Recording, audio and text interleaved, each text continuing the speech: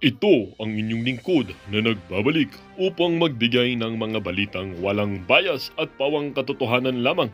Ito ang Bayang Pinas. Ang isyung ito ay naging usap-usapan sa buong bansa at iba't ibang social media platforms. Kongreso or House of Representatives or Kamara natakot dito kay Vice President Inday Sara Duterte. Iskandalo nitong si Tambaloslos Romualdez ang rason kung bakit naaprubahan ang Office of the Vice President. Tila ba ang mga congressman na ito na kumukontra at bumabana dito kay Vice President Inday Sara Duterte ay bumahag ang mga buntot. Dito nga natin makikita mga kaibigan na ang Office of the Vice President o ang budget ng Office of the Vice President ay naaprubahan na dahil nga mga kaibigan dito sa tinatawag nating iskandalo or dahil nga dito sa iskandalo na nangyari sa Okada, Manila nitong transaksyon na nagaganap or mga illegal na transaksyon na nagaganap dito sa Okada na ginagawa nitong si Tambaloslos Romualdez kung saan marami siyang binabayaran ng mga foreign investors or di kaya binabayadan siya ng mga foreign investors upang makapagtayo ng negosyo ng illegal dito sa ating bansa. Dito nga natin makikita mga kaibigan nang inilabas nitong si Vice President Inday Sara Duterte ang iskandalo patungkol dito sa Okada ay itong si Tambaloslos naman ay agad-agarang umaksyon at sinabing magkaroon agad ng hearing patungkol sa budget ng OVP at aprubahan na ito. Dito nga natin makikita mga kaibigan na natakot bigla ang mga tarantadong ito dahil nga sa dito nga sa nilabas na ebidensya or alas nitong si Vice President Inday Sara Duterte. Tila ba ang mga tapang-tapangan na ng mga kongresong ito ay bumahag ang kanilang mga buntod o bumahag ang kanilang mga hiyagba dahil nga hindi rin pala nila kaya kapag rumesbak na si Vice President Inday Sara Duterte. Well, para nga sa kabuang detalye ay panoorin ang buong video at salamat na rin sa ating mga solid viewers sa walang sawang pagsuporta. At kung bago ka naman sa ating channel ay syempre huwag din kakalimutang mag-subscribe, pindutin ang notification bell, piliin na rin ang all upang laging maging updated sa mga balitang bago, totoo at walang bias dito sa channel ng Bayan, ang Bayang Pinas.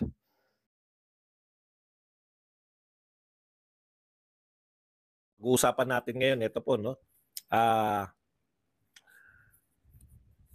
Yung kalituhan po na sinasabi nyo sa akin kahapon habang nagbabalita ako na kinaltasan nila, ang dami palang mga media na bahagi lang po nung pahayag ni Martin yung pinakita nila. Kaya sa bahagi ng pahayag na yun, mukhang binalik yung dati. Parang pabida ba? No? Ito po, sa tingin ko, plano yan. Ganyan talaga laruan eh. Kaya marami po nang paniwala, siguro napakinggan nyo rin sa ibang vlogger na hindi pala binawasan. Pero totoo po, binawasan. Okay, pag-usapan din po natin, ito pong mga reaction ng mga congressman. Dito po kasi nagpahayag na naman to si Lola, ano na nga ang pangalan nun, nung witness nila, Lola Mercado, na kinontra na naman, may pagkontra kay VP Sara na totoo daw na binigyan talaga sila, no? Okay, kaya sabi ng mga congressman, magigiting na congressman, humarap si VP Sara para pabulaanan niya. Haharap daw sa kanila. Bakit naman sa inyo haharap? Korte ba kayo? Okay. At sila ay nainsulto dahil nabalitaan nila na dadalo si VP Sara sa Senate. At isa pa, humihingi po sila ng pag umatin daw sa hinahamon nila, kung totoo daw na nagsasabi ng katotohanan si VP Sara, ay may magpalay detector test daw. Malalala na po. Grabe, no? Grabe yung mission nila, no? Sana nagkukunwari rin kayo. Sana kunwari, iniimbestigahan nyo rin yung iba. Kaso focus lang sila kay VP Sara. Yan po mapag-usapan natin. Pero bago yan, kung bago ka pa lang dito sa ating channel, mag-subscribe ka na. Dahil ito lang ang tanging channel na may kinikilingan, may pinapanigan, una sa balita, huli sa impormasyon, kaya ano pang hinihintay nyo? Pindot na, okay. Itatama po natin yung mga maling akala natin. No? Kasi alam ko may mga vlogger o may mga post kayo nakita na, hindi naman pala. Kaya tinanong nyo sa akin yan, no? Boss, ano masasabi mo na binalik daw ni Martin? Hindi po binalik ni Martin. Ang katotohanan po, 2 billion mahigit ang proposed budget ng OBP. Di ba? Ito kasi yung official statement na hinati nila. Sinadya to ng mga media eh. Ito po yun, no? Nakita ko lang po. Saan ba yung nakita ko?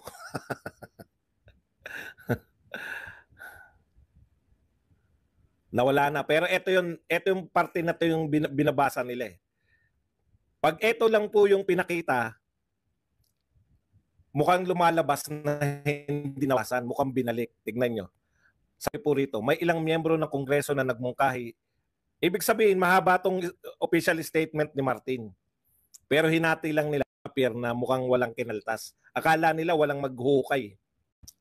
May ilang miyembro ng Kongreso na nagmungkahi na bawasan ang budget ng Office of the Vice President at ang iba pa ay nagpanukala na gawing zero ang pondo ng tanggapan dahil sa kanyang hindi pagsipot. Ngunit tinanggihan ko. Ibig sabihin siya, si Martin.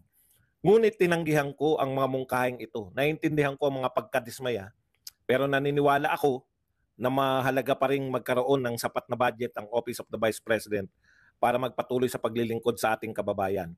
Kung tatanggalin natin ang pondo, wala rin pakinabang ang mamamayan, lalo na ang mga umaasa sa serbisyo ng opisina.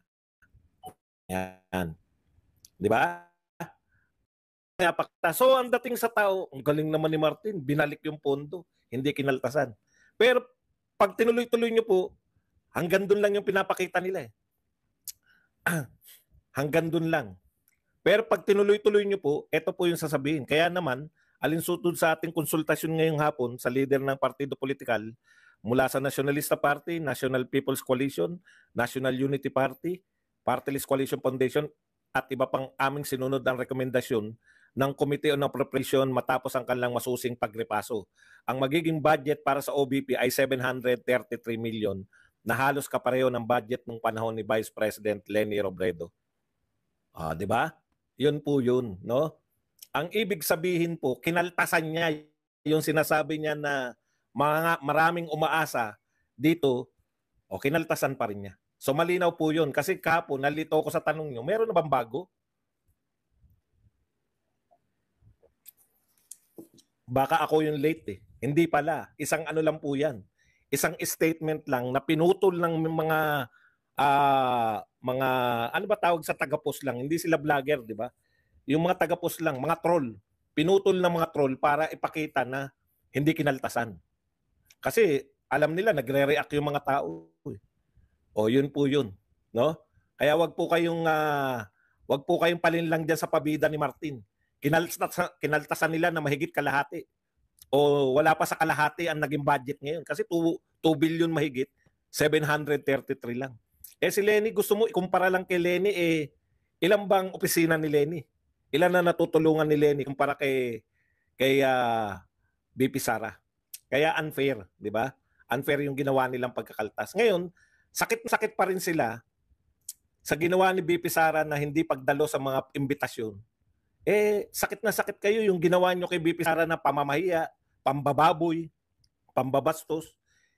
Sa tingin nyo, hindi kayo pwedeng balikan ni BP Sara?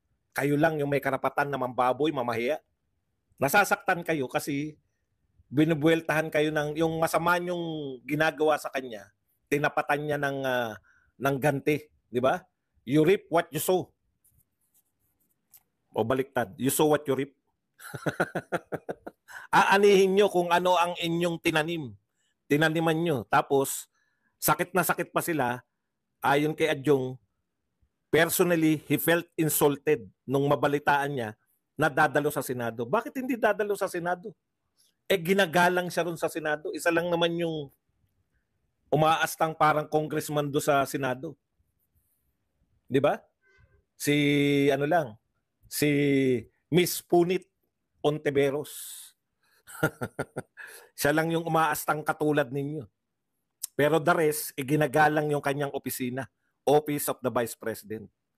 Kaya masasaktan talaga kayo. Ngayon, dahil dito sa paglutang nito ni Lola Mercado, may bagong panukala tong mga congressman na to, no? Basahin natin. Alam mo, simple lang yan eh. kung totoong very damaging. Kasi parang sinasabi nila, sino sa inyo ni Lola Mercado yung nagsasabi ng totoo? Umatin ka para pabulaanan mo. Kanino atin? Sa inyo? Umaasa pa rin kayo na aatin sa inyo si BP Sara para pagtulungan kayo? Baliktad eh. Ang balak nila, pagtutulungan nila si BP Sara, ang naganap, pinagtulungan silang mag-isa. Pinagtulungan silang 300 na mag-isa lang. Okay. Kahit pa, hindi naman kayo korte. Imagine niyo, budget niya nga, hindi niya inatinan. Pinaubaya sa inyo. Ito pang gumawa kayo ng usap lang. Usap lang yan eh.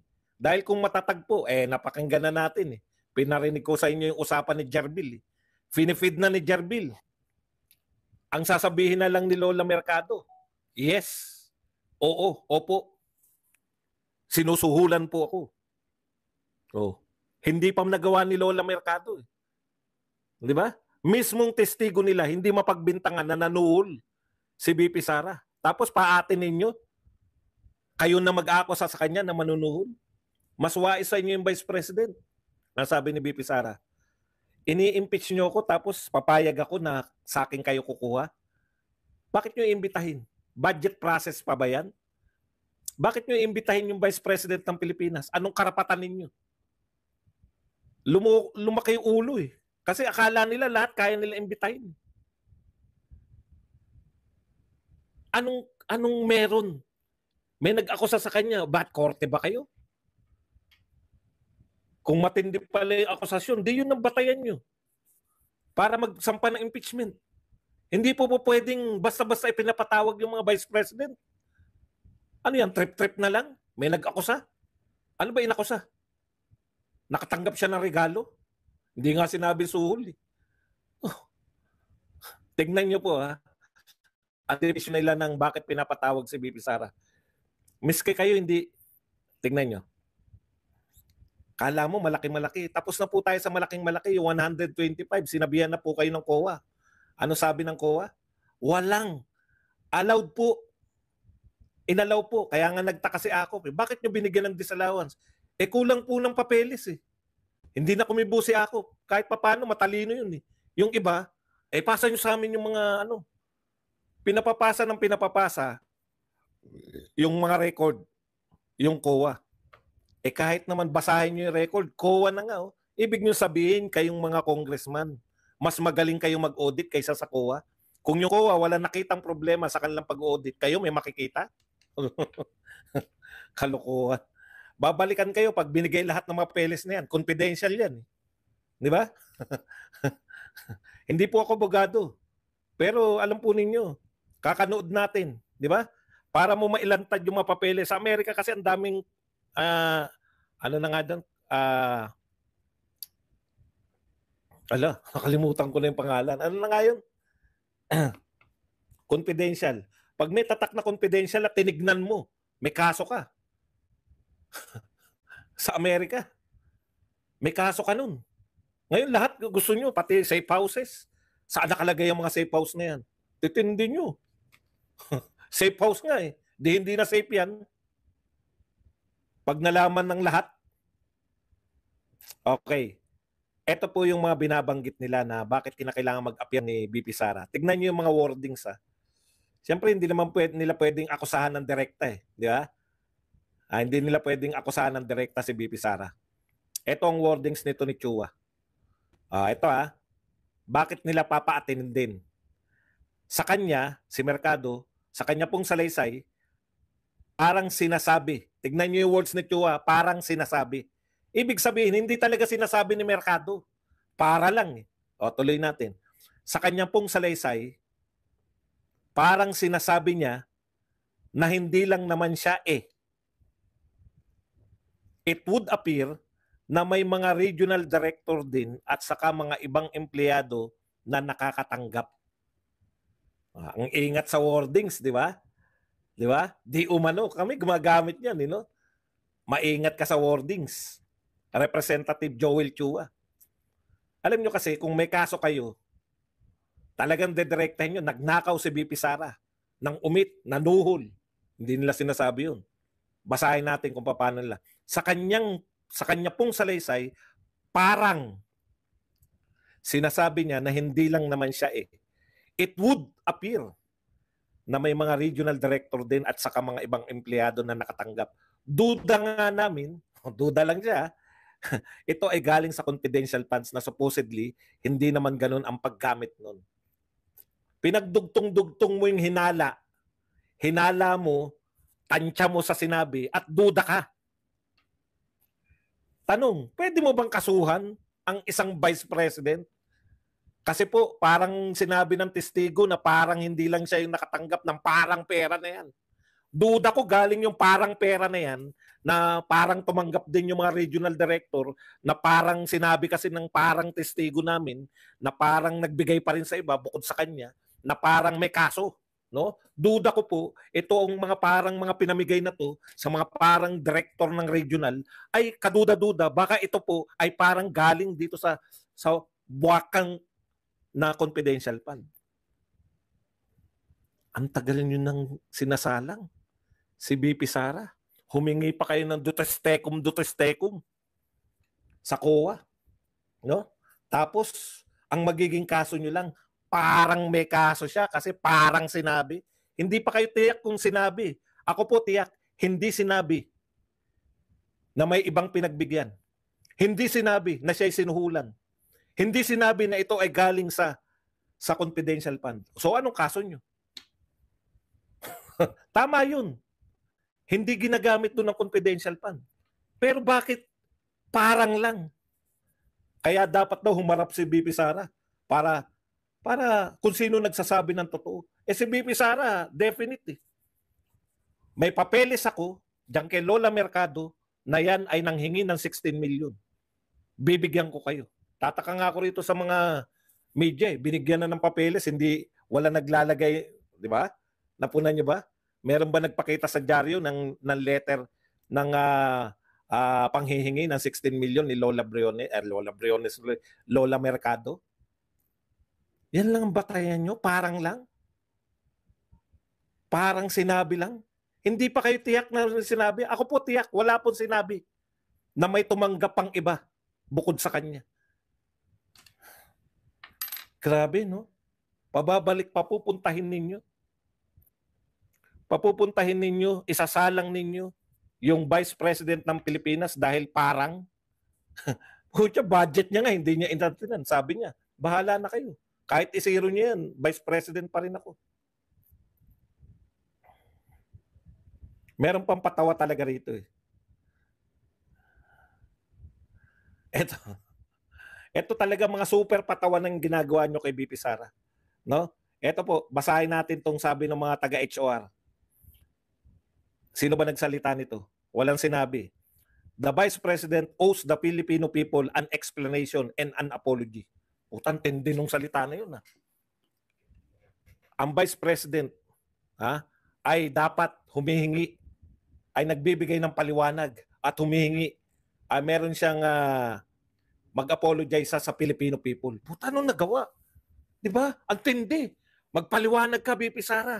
At humingi ka ng tawad sa mamamayang Pilipino. Lalong-lalo na sa naghalal sa'yo na 32 million.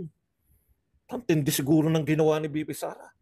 Di ba? Pag mga ganyan kabibigat yung sa orders, matindi siguro ang ginawa. Magpasalamat muna tayo. Ninita o Banana, thank you very much sa $999 na pangkape. At dito po kay Marlon Uy. Boss Buds, pagdamutan mo na tong kape, mahina talaga ngayon. Thank you very much sa 125 na pangkape, Marlon Uy. Meron pang isa kanina eh. Alam nyo, sa totoo lang, ino-OA lang nila eh. Wala naman talaga silang kaso. Ang pagbabatayan nyo lang po ng merong misuse ng fund, COA. Misuse, COA po yan. Hindi po pwedeng kami, dinideklara namin na nag-misuse ka ng fund kahit ayaw ideklara ng COA. Marunong pa kayo sa COA? COA po. COA lang po magsasabi kung misuse yung fund mo, hindi po yung kapitbahay. Hindi po yung nakatira sa taas ng bubong nyo. COA. COA ba kayo? Teka muna. Aurora Albis, thank you very much sa 15 Hong Kong dollars na pangkape. Okay. Teka, dahil mga nagpasalamat tayo, nakalimutan na natin kung anong pinag-uusapan. Ito, the Vice President owes the Filipino people an explanation and an apology. Ang Vice President daw po ay dapat magpaliwanag sa mamamayang Pilipino at kinakailangan pong humingi ng tawad. Hindi humingi ng tawad, humingi ng kapatawaran. Ganun kabigat, no? Ang tindi. Putyang tindi siguro, may lihim siguro si BP Sara na hindi natin alam. Kasi kinakailangan niya magpaliwanag sa mamamayang Pilipino at kinakailangan po na humingi ng kapatawaran. Puta, hindi ka nagsasabi, BP Sara, may mabigat ka palang sulira, may mabigat ka palang ginawa. Antindi mo, magkano kaya to? Nagnakaw kaya? Pumatay kaya ng bata-batal yung tao? Ano kaya ginawa ni BP Sara? Nanapak na naman ba ng sheriff? Bakit ganun yung wordings nila? Daisy Javier, thank you very much muna sa 2 CHF na pangkapi. Ituloy natin ang pagbabasa, mga kapatid.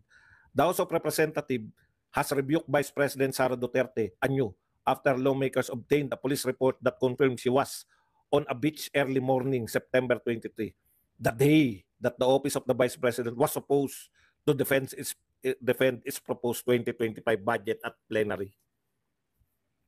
Ha? Nasa beach? Ang tindi ng ginawa mo, BP Sara! Di ka ba nagbabasa ng konstitusyon? Alam mo ba, BP Sara, na ang mga Vice President bawal makita sa beach? Bawal makita sa dagat. Vice President ka ng Pilipinas, hindi mo alam ang napakabigat mong kasalanan. Bawal kang pumunta sa lugar na may dagat. Magagalit sila. Kinakailangan mo magpaliwanag, bakit nasa dagat ka? Kinakailangan mo magpaliwanag, bakit ka naroon? Humingi ka ng patawad. Hindi mo. Vice President ka. Binoto ka ng pinakamalaking boto sa kasaysayan ng Pilipinas, 32 million. Ikaw lang nakatanggap niyan, tapos pupunta ka sa beach. Makikita ka sa dagat. Bawal ang Vice President sa dagat. Di mo ba alam yun? Grabe ka. Ang tindi. Kaya may kaso ka ngayon. Impeachment trial. Nagpakita sa dagat. Di talaga ako makapaniwala. Matindi talaga kayo. Sige po, hihimukin namin. Ha? Magnubina ka pa. Pagdating na mahal na araw, magpapako ka sa krus sa tindi ng ginawa mo, BP Sara. Napakatindi ng kasalanan mo. Pakita ka sa beach. Okay. Punta tayo rito. Kay Jay Konggun. Ito, napanood nyo na ba yung ano nito? Napanood nyo na yung pagwawala nito ni Konggun? Pumapasok na po sa utak niya yung pressure. Sa mga young guns na to po, grabe ka, Martin eh. Siguro, ano ba, hindi nyo ba kayang siraan talaga yan? Grabe. Ay, baka yung Kalagwas, hindi na ano. At saka FYI po, nasagot na po yan. Ni BP Sara, nasagot na po yan. Sabi niya po, hindi totoo na nasa beach siya nung kayo ay nagbabudget hearing. Kasi umalis siya ron 6:00 eh. Habang kayo nagbabudget hearing, wala na po siya sa Calagwas Beach. Umiikot na po siya sa ibang parte ng ano. Umiikot na po siya sa ibang parte ng Bicol region. Kaya tama po si BP Sara. Di ba sabi niya, tama yung pulis, tama rin na siya ay naroon ng mga 6:00 ng umaga. Tama rin po si BP Sara na habang sila ay nagsesession, wala siya ron sa beach. Dahil nagsesession sila, naroon na po siya sa ibang komunidad. Ito pa po. Balik tayo doon sa bintang ni Lola Mercado. Ito po si Jay Konggun. Pucha, nung una ko nakita to si Joy Konggun, medyo may hawig kay... Sino yung naging shota ni Sharon na kapatid ni Randy? Anong pangalan nun? Randy Magbababoy. Randy Santiago. Anong pangalan nun? Nung kapatid ni Randy? May hawig to nun eh. Hawig to yung kapatid ni Randy. Rowel. Si Rowel ba naging shota o kalab team lang? Hindi, si Rowel. May hawig, di ba? Medyo nawalan lang ng baba to. Si Konggun. Ito po ang sabi ni Konggun. Natalakay na ba natin? Di pa, no? Kung talagang sa puso ni BP Duterte, feeling niya, nagsasabi siya ng totoo. Aba, may duda si Konggun, ha? Hindi, tungkol po kay Mercado to. Thank you very much muna kay Raymond Nunag na nagbigay sa atin ng 24 pesos na pangkape. Yan, maraming salamat sa iyo, Raymond Nunag. Ano na ba siya? Moderator na ba? Okay. Kung talagang sa puso ni BP Duterte, feeling niya, nagsasabi siya ng totoo, mag-lie detector test siya. Na silang dalawa lang ni Yusek Mercado, si Lola Mercado daw, para magkalaman kung sino nagsasabi ng totoo. Hindi na kailangan pa mag-deny at manira sa press con.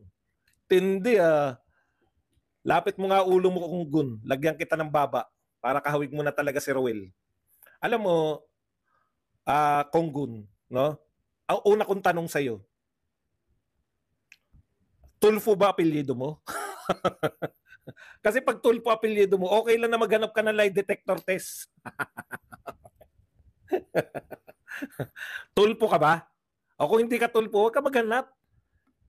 Gumawa ka ng originality naman. Wala naman. Original na si Tulfo dyan. Huwag mo nang gayahin kasi lahat ng korte, hindi po admissible yung lie detector test. Hindi po yan. No? Okay. Ikalawa kong tanong, ayaw mo mag-press con si BP Sara? Bakit kayo panay ang press con nyo? Dapat congressman lang ang nagpe-press con, yung vice president ng Pilipinas, bawal mag-press con. Sinisiraan nyo. Bawal siyang sumagot. Ikaw kaya mag-lie detector test? Wala lang. Wala naman nagbibintang sa'yo. Wala lang. Gusto lang din namin. Payag ka? Hindi rin, di ba? Huwag nyong, yung ayaw nyong ipagawa sa inyo, huwag nyong pagmukhaing kawawa si BP Sara. Vice President